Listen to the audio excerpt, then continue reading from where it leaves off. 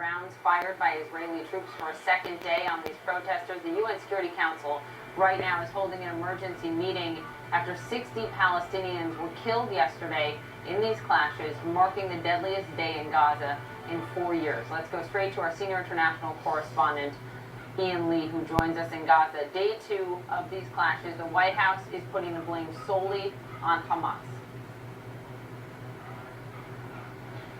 That's right, and today we're seeing these numbers continue to grow here at this camp. Not quite, Poppy, the numbers we saw yesterday, but still a large number of people. Let me just show you what we've been watching over the past few hours. Down there you can probably see that thick black smoke. That is from the burning tires. It's used to obscure the sight of Israeli snipers. You also probably see the flashing lights of ambulances.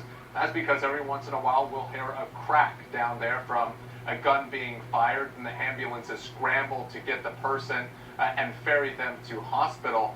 But we've also been watching is tear gas. The Israelis have been firing a lot of tear gas into that crowd. We've seen drones dropping tear gas as well into them, people scrambling, and that really just kind of sums up how volatile this border has been over the past 48 hours.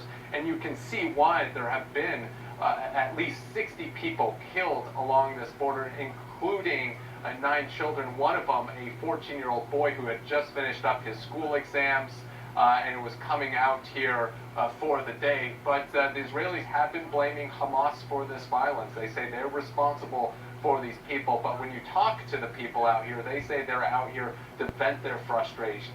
They're frustrated about the current situation in Gaza, which has been under a blockade for the past 10 years imposed by Israel and Egypt. They're also mad about that U.S. embassy move.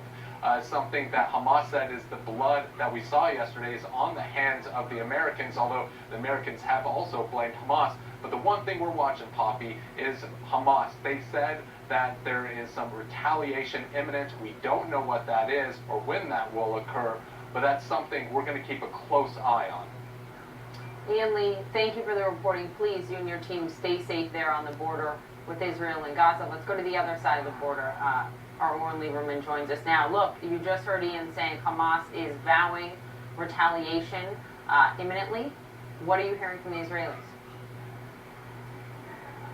Well, one thing that's worth noting is the Israeli military spokesperson, Lieutenant Colonel Jonathan Jerikas, says from Israel's investigation at the end of those 60 Palestinians who were killed by Israeli fire in Gaza yesterday, and the number rising with people succumbing to their wounds today as well. They say 28 of those people were either members of Hamas or Palestinian Islamic Jihad, and they say they expect that number to rise throughout the day as their investigations continue. Asked how they would know that kind of information, they say it's Israeli intelligence, and they look at which Hamas members attend the funerals of the deceased. And yet today is a fundamentally different day than yesterday from what we're seeing on the border here. Yesterday, Israel says there were 40,000 protesters in a number of different locations. The number today, that number is a fraction of what it was, and frankly, the Israeli military is trying to figure out why. Why is the number, the level of violence, the volatility so much lower today than it is yesterday? That's one of the key questions here. Is it because they're simply waiting for 60 funerals to end and then we'll see this start?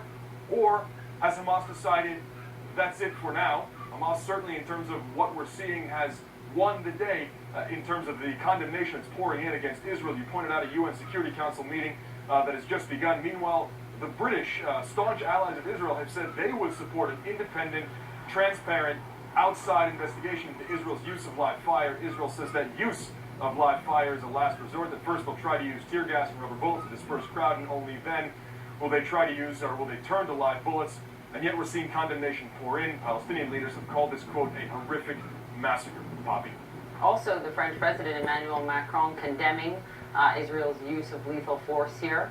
Doctors Without Borders calling it unacceptable and inhumane. Oren Lieberman, thank you for the reporting. Let's get some analysis here. Kimberly Dozier, our CNN Global Affairs analyst, is with us. I just laid out what some world leaders are saying, but you've got the White House very clear in its messaging here, Kimberly, and we are about to hear from Nikki Haley at the UN as well. But the White House here, the spokesman Raj Shah, saying Hamas should bear responsibility for the entire situation right now.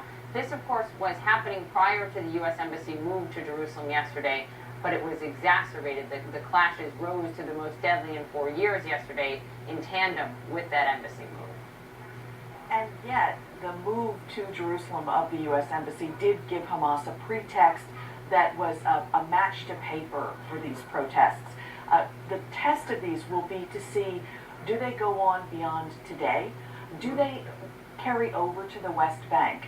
I look back at other Palestinian protests back in 2000, the first Intifada or uprising, back in 1987, then the second one in 2000.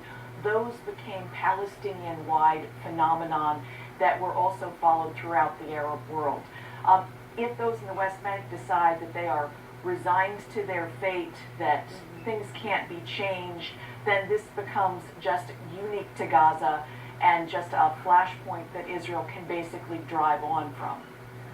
What about Hamas, as Ariane Lee just reported, saying retaliation is imminent?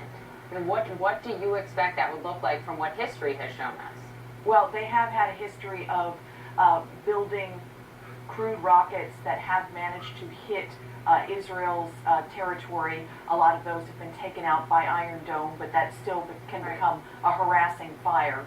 I think you also have to look at the larger picture of what this could do across the Arab world, though. There's a new generation that wasn't really paying attention to the status of Jerusalem. They were paying attention to things like Syria. That was the generation that fueled the Arab Spring protests.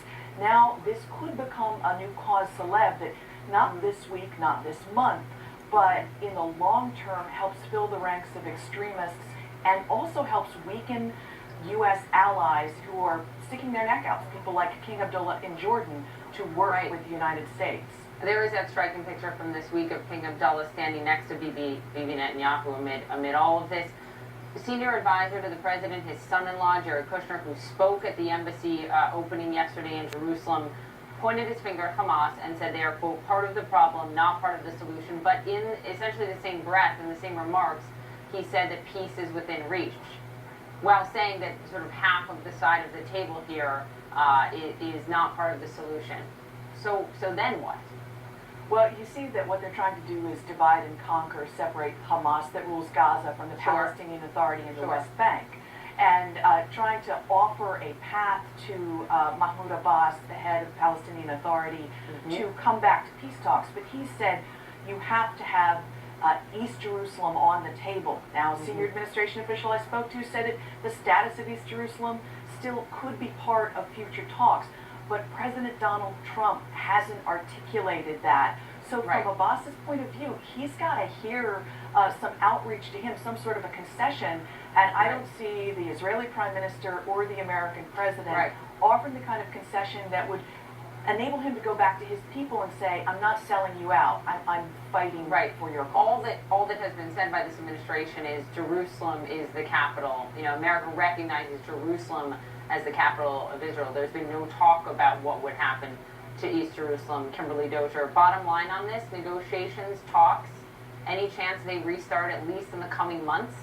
It's going to be tough. I think throughout this year what you see is frustrated statements from the Palestinians and not much room to maneuver. Wow. And lives hang in the balance, as was just reported, 9 children killed yesterday, a 14-year-old boy, an 8-month little child as well. That's the human toll. Kimberly Dozier, thank you for the analysis and expertise. All right, we are just moments away from President Trump making a trip to